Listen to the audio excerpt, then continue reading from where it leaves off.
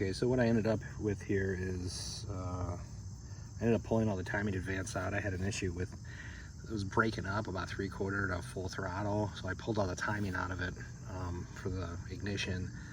So it was snappier with it, but I'm not sure. The breakup was so bad I actually thought it was detonation at one point, but surprisingly 2 NGK plugs would break up like that. I put a Champion in it. It was better. So who knows?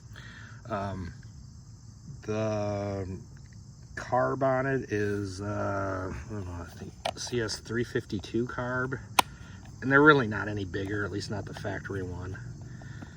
It's just got a little different filter setup on it. I don't really know if it's any better or different, to be honest with you.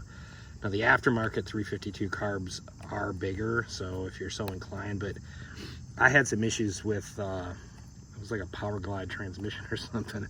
Low to high transition was awful. I couldn't tune it out. So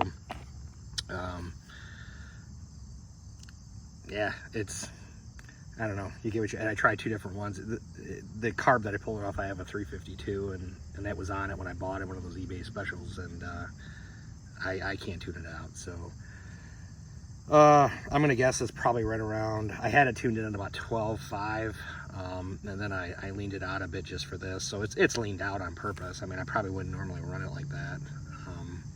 You do lose, just with these, it just seems like you lose torque. Some things that I have noticed though, it's with the work and maybe a little bit of extra airflow in here and whatnot, it doesn't seem, and maybe the muffler mod, it doesn't seem, before it almost seems like it had a govern limit carb on it where it would start breaking up on you right around that 12,000 mark, and it really doesn't seem that once in a while you'll catch it, but it doesn't seem to do that anymore. So that's a bonus. You seem like you can get more RPMs out of it, obviously. And then like Kevin, as an example here, this is, I think it's red elm, but I'm no tree expert here. And this would probably be the equivalent of some really, really decent, like lodgepole or something, so you can get an idea what you can do if you want to mess with yours and, you know, port it up.